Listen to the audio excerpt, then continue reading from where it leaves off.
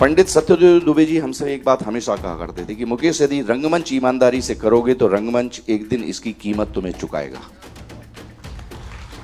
तब हमें बात समझ में नहीं आई थी। हमने कहा 3,500 तनख्वाह मिल रही है, अब क्या कीमत चुकेगी।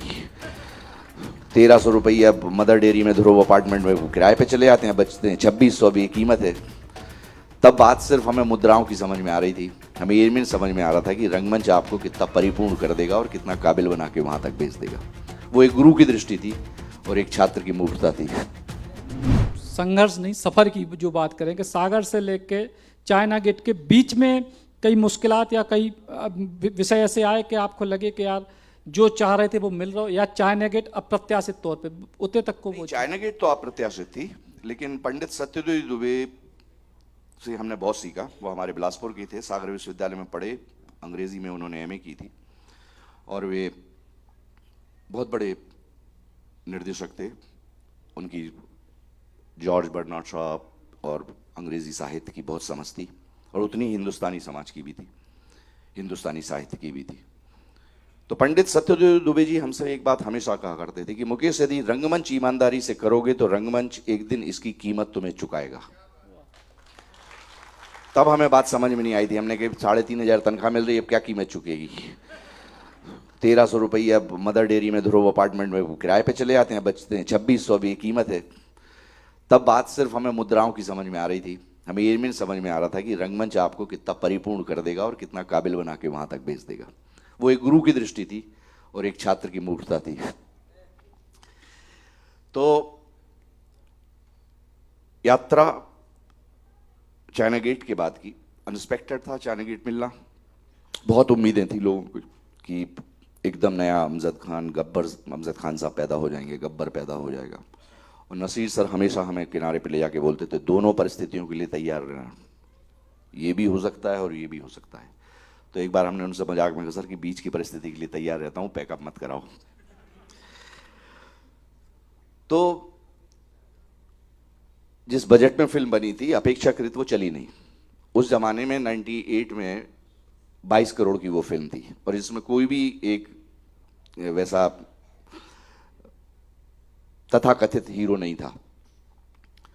तो एक रिस्क ली थी और वो रिस्क में ये था कि जगीरा कैरेक्टर हिट हो गया, लोगों को अपना चल गया, लेकिन अब भी जिस तरीके से उसकी टीआरपी आती है वो आती है, लेकिन अब बाद की सफलता का कोई अर्थ नहीं होता। जब त्वरित सफलता होती है उसी का अर्थ होता है।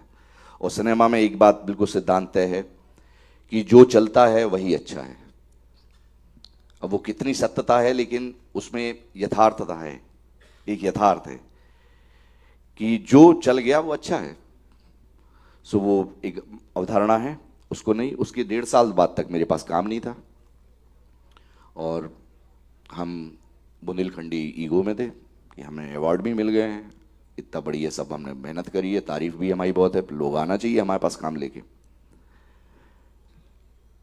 लेकिन ऐसी मूर्खता हम जीवन में करते हैं, उसी से हमें सीखने मिलता है। मैं इस बात को भूल गया कि हम जितने भारी गेटअप में थे, लोग पहचानेंगे कैसे कि असली मुकेश तिवारी कैसे दिखता है। सबसे बड़ी दुविधा ये थी। फिर हम जब किराए के मकान में थे, 6,000 रुपये किराया था, तो अब वो ख़त्म होते गए। हमें लगा अब घर के बाहर ना आ जाए और अब वापस भी नहीं जा सकते दिल्ली की। थिएटर वाले भी बोलेंगे, अच्छा बेटा पिक्चर करने गए थे तुम। तो थिएटर वर्सेस सिनेमा हम लोगों को थोड़ा चलता रहता है कि अरे ये तो पिक्चर वाले हैं। तो राजी के पास में गया और उनने हमें दृष्टि दी कि तुम अपने निर्देशकों की लिस्ट बनाओ जिन जिन के साथ तुम काम करना चाहते हो और उनसे जाके मिलो। और मैंने 20 लोगों की लिस्ट बनाई, फ़ोन लोगों को खड़काए। तब इस तरीके से मोबाइल नहीं था, पेजर जब चलता था और होता भी तो अफोर्ड करने की स्थिति नहीं थी। 16 रुपये एक कॉल था तब। तो हमने 20 लोगों के पास गए, उनको बताया और सबने यही बात बोली कि अच्छा तुम वो जिसने जगीरा किया हुआ है। तो हमने हाँ सर, हम डायलॉग बोल के दिखा दे रहे, हम ही हैं वो। हालांकि उन्होंने विश्वास किया। 20 लोगों में से 18 डायरेक्टर्स ने हमें काम दिया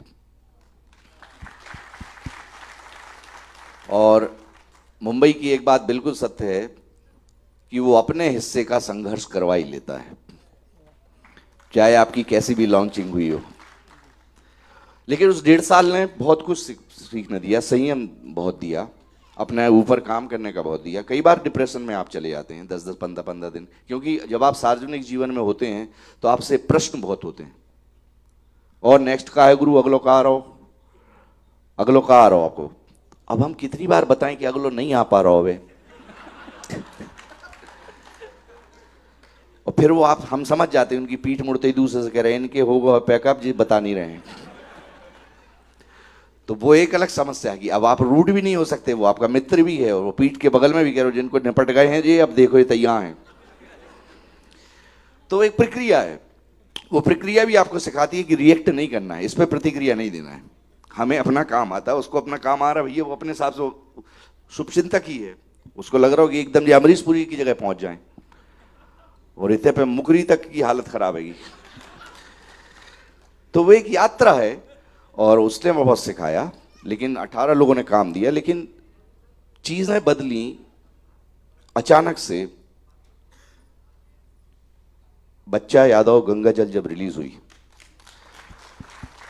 हमने कभी भी जीवन में नहीं सोचा था कि 2 दिन तक लगातार फोन 12-12 बजे रात तक बजता था।